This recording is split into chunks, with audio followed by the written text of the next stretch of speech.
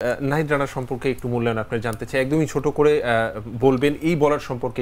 Young একজন বলার, খুব ভেরি গুড প্রসপেক্ট, অনেক জোরে বল করতে পারেন, অনেক জোরে মানে অনেক জোরে। বাংলাদেশের একজন বোলার 150 কিলোমিটার গতিতে বল করেন। এবারও আমি দেখেছি ঘরোয়া ক্রিকেটে তার বলে, বিশেষ করে শেষের দিককার ব্যাটাররা ক্লাব ম্যাচগুলোতে দেখেছি অনেকটা ডরে ভয়ে। আপনি জানেন আমরা যখন পাড়ার ক্রিকেটে খেলতাম বা হয়তো জুনিয়র ডিভিশনগুলোতে খেলেছি, আমিও সেকেন্ড ডিভিশনে খেলেছি, একটা সময় ছিল যে অনেক জোরে বলার যারা বল করেন তখন ব্যাটসম্যান বলের লাইন থেকে সরে গিয়ে ওই লেগের দিকে সরে আসতে থাকেন। এখনও দেখবেন আন্তর্জাতিক ক্রিকেটে যারা একদমই টেইল এন্ডার 10-11 নম্বর ব্যাটার, আন্তর্জাতিক ক্রিকেটে এটা খুব কম দেখা যায়, তারা ওই খুব জোরে বল আসলে একটু লেগ সাইডে সরে আসতে থাকেন।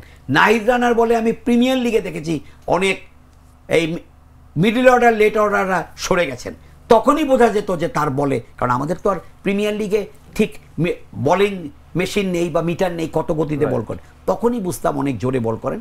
তার গতি আছে, মুভমেন্টটাও খারাপ না, লাইন লেন্থও তিনি অনেক নিজেকে ঘষে মেজে তৈরি করেছেন। কিভাবে ঘষে মেজে তৈরি করেছেন সেটাও আমি বললাম, উপযুক্ত ক্ষেত্র পেয়েছেন। এখন আমার যেটা মনে হয় খেয়াল রাখতে হবে ইনজুরির শিকার যাতে না হয়। আমি বারবার বলছি বাংলাদেশে কোনো পেস বোলার ভালো করলে আমরা উচ্চাশা করি, অতিমাত্রায় আবেগপ্রবণ হয়ে তাকে অনেক বড় আসনে বসিয়ে ফেলি। আমি সবার জ্ঞাতার্থে একটা অনুরোধ করছি, এটা জ্ঞানদানের চেষ্টা নয়, একটা তরুণ ফাস্ট বোলারের সবচেয়ে বড় শত্রু হচ্ছে ইনজুরি। তার ওঠার সময় যদি ইনজুরি আক্রান্ত হন তাহলে কিন্তু তার ক্যারিয়ারের এই গতি, এই পেস, এই এখন যে থার্সটা আছে বলে সেটা থাকবে না। কাজে নাহিদ রানা যাতে ইনজুরি আক্রান্ত না হন, ইনজুরি প্রবণ না হন, সৃষ্টিকর্তা তার উপর পুরোপুরি সদয় এবং সহায় থাকুন। আর আমার যেটা ব্যক্তিগত মানে রিকোয়েস্ট থাকবে আমাদের ভক্ত সমর্থকদের উদ্দেশ্যে, যে নাহিদ রানাকে নিয়েও আমরা একদম তাসকিন বা একেবারে এত তাড়াতাড়ি কাউকে ওই পর্যায়ে যাতে নিয়ে না যাই।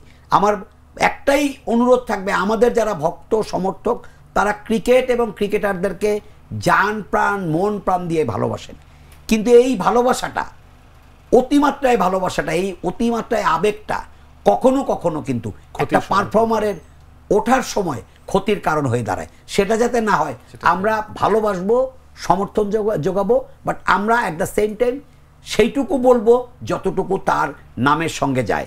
এখনই নাহিদ রানাকে মাশরাফি বা তাসকিনের সঙ্গে, মোস্তাফিজের সঙ্গে তুলনা করার দরকার নেই। নাহিদ রানার মাঝে সম্ভাবনা আছে, তিনি প্রতিশ্রুতির ছোঁয়া রেখেছেন, তিনি যদি নিজেকে এইভাবে এগিয়ে নিয়ে যেতে পারেন তাহলে হয়তো অনেক বড় ফাস্ট বোলার হতে পারবেন। বাট সেটা সেজন্য সময়ের অপেক্ষা, এবং আমরা তাকে সেই সময়টা দেই, তাকে আমরা অনুপ্রাণিত করি, ভালোবাসি, তার জন্য শুভকামনা জানাই। বাট তাকে রাতারাতি যদি আমরা অনেক ওপরে স্থান দিয়ে ফেলি তাহলে কিন্তু তার মধ্যে আর ভালো কিছু করার উদ্যম চেষ্টাটা থাকবে না।